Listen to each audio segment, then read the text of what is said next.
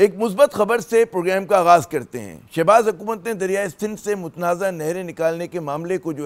مؤخر کر دیا ہے۔ بلا شبہ جہاں یہ پاکستان پیپلز پارٹی کی ایک کامیابی ہے، وہیں یہ سندھ کی قوم پرست مذہبی اور سیاسی جماعتوں، وکلاء اور سول سوسائٹی کی بھی کامیابی ہے، جو مہینوں سے اس معاملے کو لے کر چل رہے تھے اور بڑے نامساعد حالات کے باوجود ہم دیکھتے ہیں کہ پرامن احتجاج، ریلیاں اور دھرنے دے رہے تھے۔ انہوں نے ہی در حقیقت اس کامیابی کی بنیاد ڈالی ہے، جس پر آج دونوں بڑی جماعتوں کو متفق ہونا پڑا ہے۔ وزیر اعظم شہباز شریف صاحب پہ یقیناً اس معاملے کو خوش اسلوبی سے طے کرنے کا سہرا جاتا ہے، اور یقیناً یہ اعلان بھی خوش آئند ہے کہ اب ایسا کوئی بھی جو فیصلہ ہے، منصوبہ ہے، وہ صوبوں کے درمیان اتفاق رائے سے ہی اور بالکل آئینی طریقے سے کیا جائے گا۔ لیکن جناب یہاں پر ایک چھوٹا سا سوال ہے، اور وہ یہ کہ جناب اس معاملے پر حکومت پنجاب اور وفاقی حکومت پہلے ہی اگر سوچ سمجھ کر فیصلہ کر لیتی تو آج یہ حالات نہ ہوتے، یعنی کہ اس معاملے پر اتنے دن جو چپقلش اس سے بچا جا سکتا تھا۔ شہباز حکومت نے نہ صرف متنازع نہروں کے معاملے پر بلکہ آئینی ترامیم اور کئی دیگر معاملات پر ایسی ہی کہتے ہیں نا جلد بازی اور پھرتی کا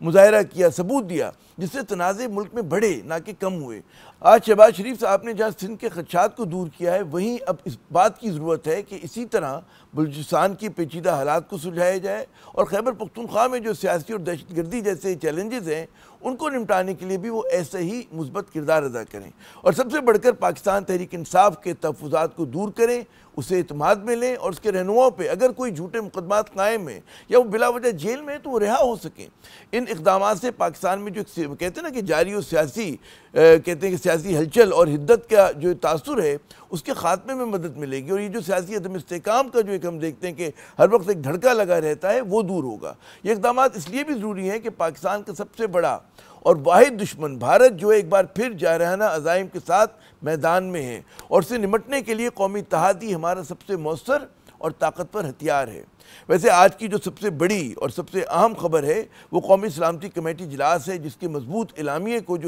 ملک کے طول و عرض میں سراہا گیا ہے۔ بھارت کی سفارتی جارحیت کے جواب میں قومی سلامتی کمیٹی نے پاکستان کا واگا بارڈر کو فوری طور پہ برد کرنے کا فیصلہ کیا ہے۔ پاکستان نے بھارت کے ساتھ تمام ٹرانزٹ ٹریڈ بھی معطل کر دی ہے، اور شملہ معاہدے سمیت دیگر تمام دو طرفہ معاہدے معطل کرنے پر اب غور کرنے کا اعلان کیا ہے۔ پاکستان نے واضح اور دو ٹوک انداز میں پیغام دیا کہ سندھ طاس معاہدے معطل کرنے کی بھارتی کوشش وہ ناقابل قبول ہے، اور اگر پانی روکا گیا تو اسے اقدام جنگ تصور کیا جائے گا، جس کا ہر سطح پر بھرپور اور مؤثر پاکستان جواب دے گا۔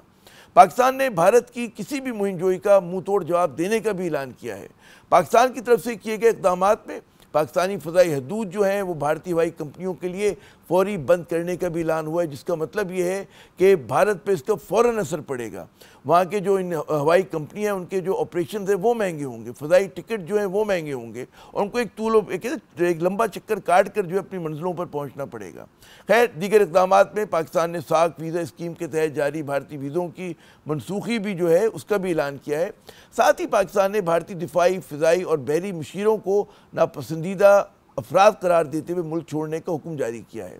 بھارتی ہائی کمیشن کا جو عملہ ہے وہ 55 پہ غالباً اس وقت مشتمل ہے، اس کو گھٹا کر 30 افراد تک محدود کرنے کا بھی فیصلہ کیا گیا ہے۔ قومی سلامتی کمیٹی نے کشمیریوں کے حق خود اختیاریت کی حمایت کا اعادہ کیا ہے، اور یہ کہا ہے کہ بھارت کی اشتعال انگیزیاں